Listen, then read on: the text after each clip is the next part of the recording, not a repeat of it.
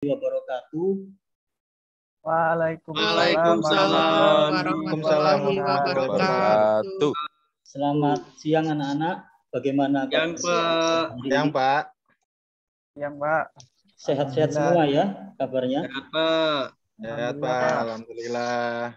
Semoga kita semua dalam keadaan sehat ya, karena kita harus tetap menjaga kondisi tubuh kita di masa pandemi ini.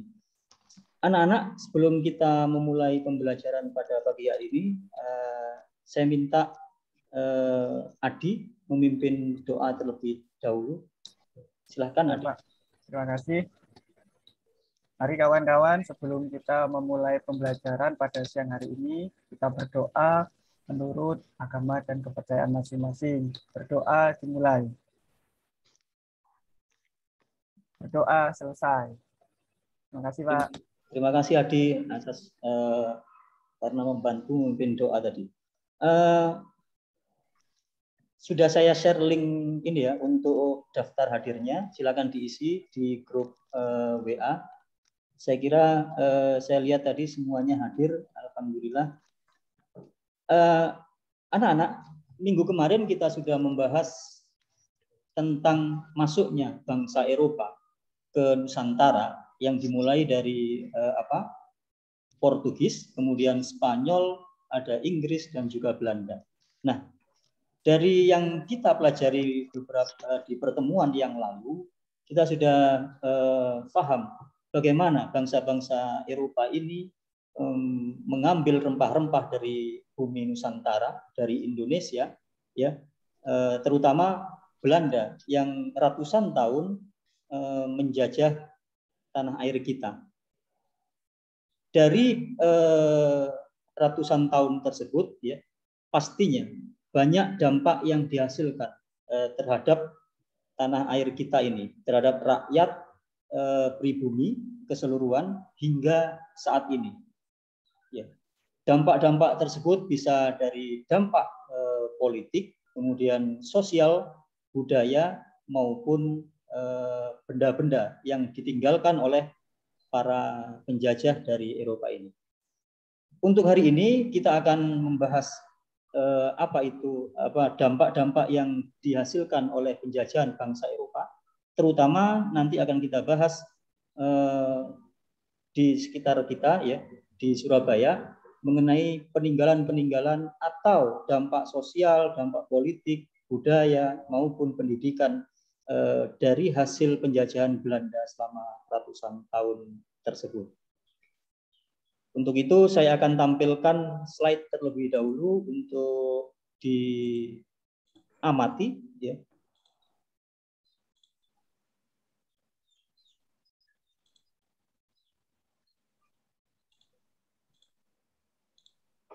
Sudah tampil? Sudah Pak. Oke.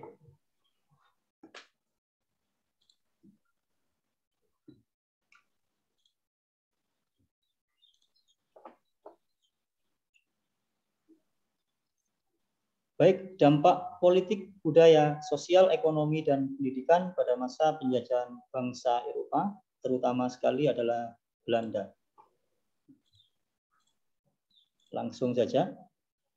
Tujuan pembelajarannya adalah setelah kegiatan pembelajaran ini, ya, diharapkan kalian mampu berpikir kritis dan kreatif untuk menganalisis dampak-dampak politik, budaya, sosial, ekonomi, dan pendidikan pada masa penjajahan bangsa Eropa, ya, ada Portugis, Spanyol, dan lainnya dalam kehidupan bangsa Indonesia masa kini. Khususnya yang akan kita bahas nanti untuk penugasan ya, untuk diskusi kelompok, yaitu dampak dari penjajahan Belanda di Surabaya dengan baik.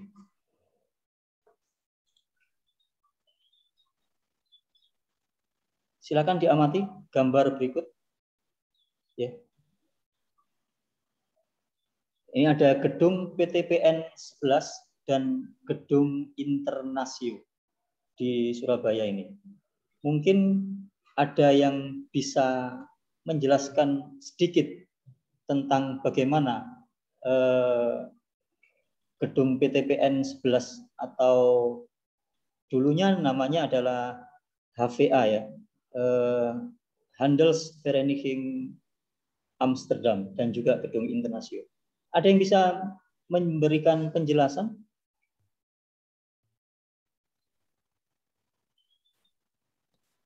Ya Pak, coba. Silakan Adi. Ya, ini gedung yang ada di kota Surabaya ini merupakan dua buah bangunan cagar budaya. Ini salah satu dampak dari penjajahan Belanda. Ini karena dulu di Jawa atau khususnya di Surabaya, Belanda itu mungkin melakukan sebuah kebijakan yang namanya sistem usaha swasta, di mana saat itu banyak dibuka perkebunan-perkebunan yang akhirnya dalam perkebunan itu Belanda membuat pusat-pusat pemerintahan khusus untuk menaungi maskapai-maskapai perdagangan atau perkebunan. Mungkin salah satu beberapa diantaranya adalah dua gedung ini, Pak. Dampak dari penjajahan Belanda adalah dalam hal bangunan seperti itu yang saya tahu, Pak. Bagus sekali Adi, terima kasih atas jawabannya. Sudah siap ternyata ya, dan sudah membaca banyak informasi. Terima kasih kembali untuk Adi. Ada yang lain mungkin? Ada yang bisa menambahkan? Ardi atau Guntur? Enggak ada. Saya lanjut ya. Bisa saya lanjut? Ya Pak, lanjut Pak. Oke, seperti yang dijelaskan oleh Adi tadi, bahwa gedung PTPN 11 ini anak-anak merupakan salah satu dari saksi sejarah di masa kolonial Belanda, terutama ini setelah masa ini politik ekonomi pintu terbuka di tahun 1870. Di situ Surabaya yang merupakan sejak lama di masa kolonial adalah kota yang padat setelah Batavia, ini menjadi kota untuk menyalurkan produksi-produksi yang dari Belanda. Ada gedung Internasio juga. Ini ada dua gedung ini di satu kompleks di wilayah Jalan Raja Wali di Surabaya. Kemudian ada gambar berikutnya, yaitu ada Balai Pemuda, ada Stasiun Semut. Ini gambar di masa kolonial, yaitu Stasiun Semut ini nama lainnya adalah Stasiun Surabaya Kota. Yang bisa menjelaskan tentang gambar ini? Tadi Adi sudah, mungkin Ardi.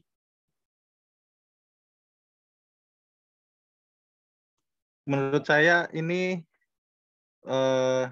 gambar yang pada zaman dahulu ini, stasiun ini untuk ini Pak, untuk mengantar barang-barang hasil komoditi yang dari ladang, dari sawah, cengkeh, pala, kemudian ada ya pokoknya komoditi dagang Pak. Oke. Sudah? Terima kasih Ardi atas penjelasannya. Bagus sekali tadi. Yang lain ada ketambahan, anak-anak? Guntur. Yang cewek, Riswa atau? Yang cewek dulu, Sri? Pak. Ini saya belum pernah ke sana, Pak. Sri? Ya, Pak Mustaqim. Ya, mungkin bisa menjelaskan. Oh iya, Pak. Yang gambar yang mana, Pak? Ya, yang Balai Pemuda. Oh, saya belum pernah ke sana kayaknya, Pak. Nggak begitu familiar dengan bangunannya. Kan ini sudah dibuka ya, Bapak ya? Ya, terima kasih. Ya. Mohon maaf ya, Bapak. Baik anak-anak, saya lanjutkan penjelasan singkat saya ya. Selanjutnya ada dampak kolonialisme. Jadi saya kira meskipun tidak pernah ke wilayah atau ini ya peninggalan tersebut, sekarang sudah zaman maju, sudah internet atau informasi sudah banyak di internet, kalian bisa mengaksesnya di internet mengenai benda-benda cagar budaya, tidak hanya di Surabaya tapi di seluruh Indonesia. Dampak kolonialisme itu ada 5 ya. Ada di bidang politik, kemudian di bidang budaya, sosial, ekonomi, dan pendidikan. Secara umum di bidang politik ini yang saya catatkan atau saya tampilkan di sini hanya contoh ya. Semua lengkap di modul, nanti bisa dibaca. Bidang politik ada sistem pemerintahan trias politika, ya, ini masuk di zaman kolonial Hindia Belanda dan juga Inggris. Penerapan indirect rule, ya, ini menggantikan sistem kerajaan dulu anak-anak.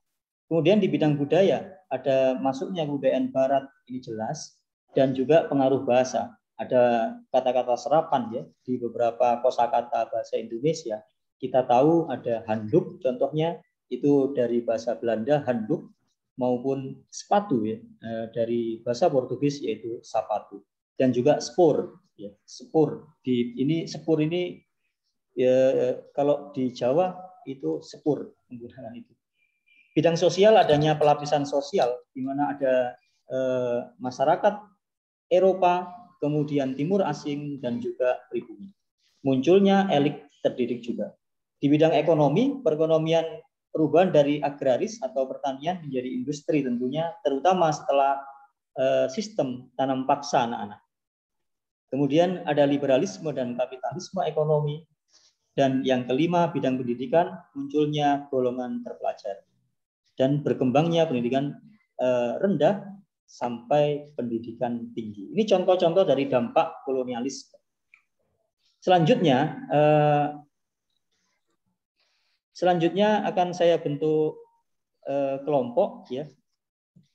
Sudah saya bentuk kelompok untuk pembelajaran pada hari ini ya. Ada 2 sudah saya share di grup WA. Saya kira sudah dibaca semua. Tolong kalian analisis bagaimana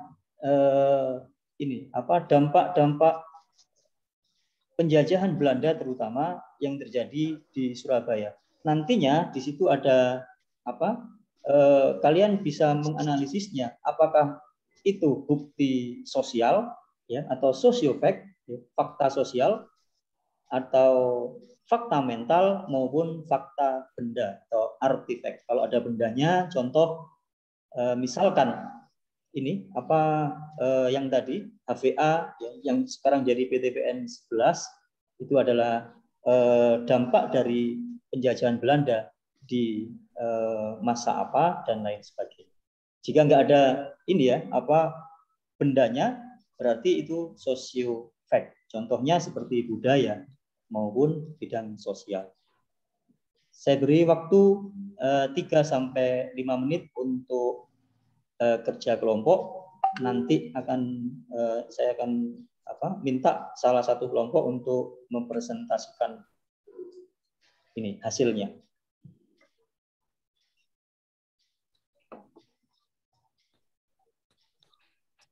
Sudah? Cukup ya untuk presentasinya? Saya minta kelompok 1. Ya, kelompok 1 ada Sri, ada Ardi, Daniel, Fadli, dan juga Rima. Mungkin bisa diwakili dari Ardi mungkin. Mewakili kelompok 1 untuk bisa menjelaskan hasil diskusi dari dengan teman-temannya tadi. Silakan Ardi. Yang menganalisis dampak ya Pak? Ya, dampaknya. Silakan. Yang dampaknya apa saja ya di bidang pendidikan dan ini ekonomi dulu. Ya, untuk di bidang pendidikan ya. Karena dibuat juga kan itu sekolah-sekolah ya, muncul golongan elit baru Pak. Oke. Golongan elit baru yang sebenarnya ya itu kaum priayi, orang-orang yang bukan seperti rakyat biasa, yang sebenarnya dikhususkan untuk bekerja membantu pemerintah Hindia Belanda.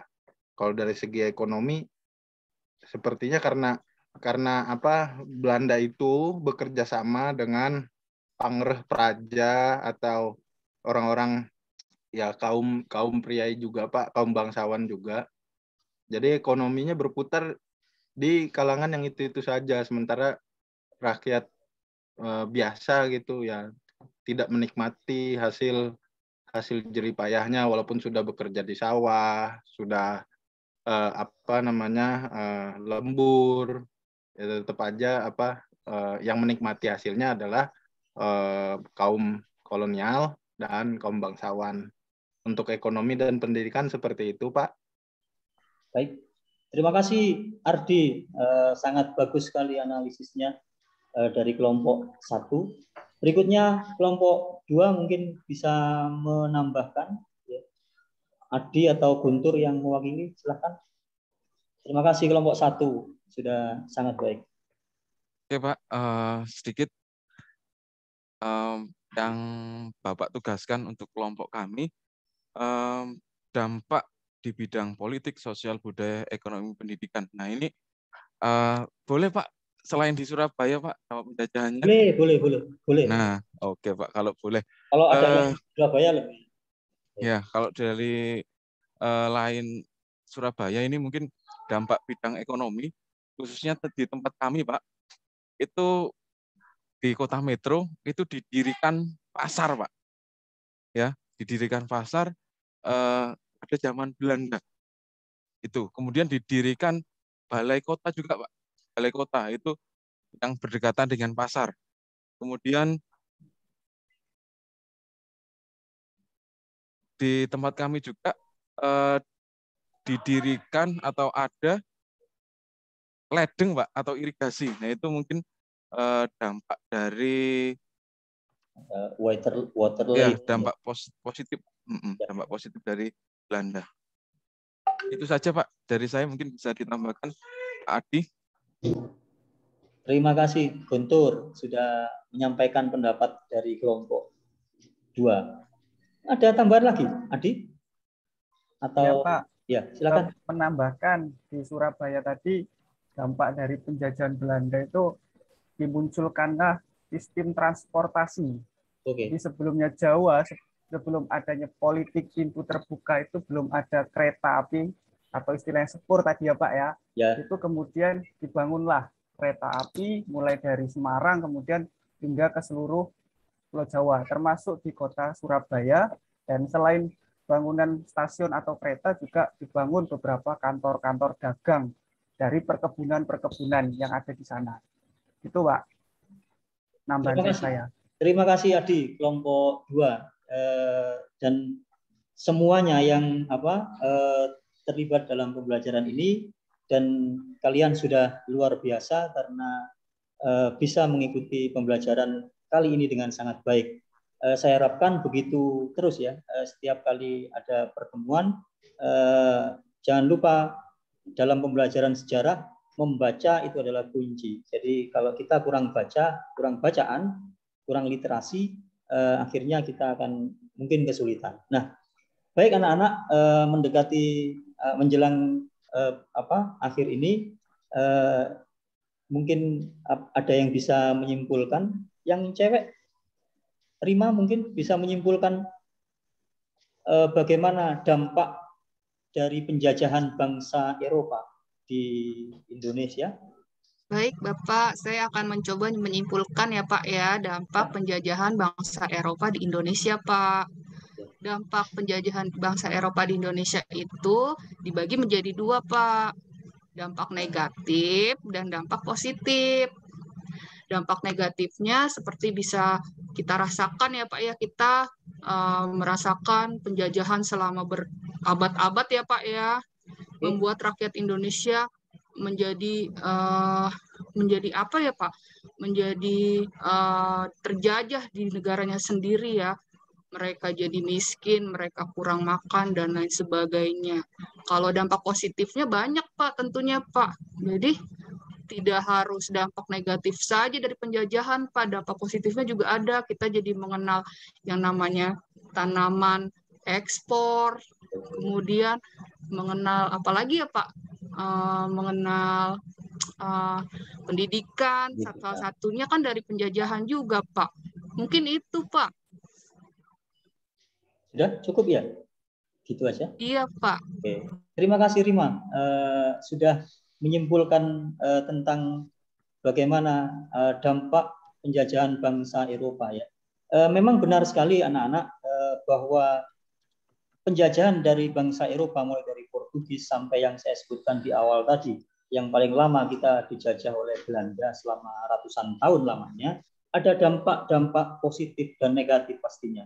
Meskipun negatifnya tentu banyak karena ratusan tahun kita dijajah, ini pasti penderitaan lahir dan batin kita rasakan. Ya. Namun ada sisi-sisi positif yang bisa kita ambil dari situ. Ya. Contohnya untuk kasus kita tadi adalah di Surabaya mengenai munculnya banyak transportasi yang dikatakan oleh Adi tadi ya, setelah politik ekonomi pintu terbuka dilaksanakan, ada tram listrik, kemudian jalur kereta api dan industri modern lainnya, karena diizinkannya pihak swasta untuk masuk ke Nusantara waktu itu. Nah, di akhir ini saya sampaikan bahwa apapun itu kita tidak boleh dijajah lagi, ya. Kita harus tetap menjaga persatuan dan kesatuan bangsa ini agar untuk memperkuat perekonomian, memperkuat politik dan lain sebagainya, akhirnya menuju Indonesia yang lebih mantap nantinya ya. Baiklah anak-anak, saya kira cukup sekian dulu dari saya untuk materi kita hari ini. Minggu depan akan kita lanjutkan materi selanjutnya. Saya akhiri. Assalamualaikum warahmatullahi wabarakatuh. Waalaikumsalam warahmatullahi wabarakatuh.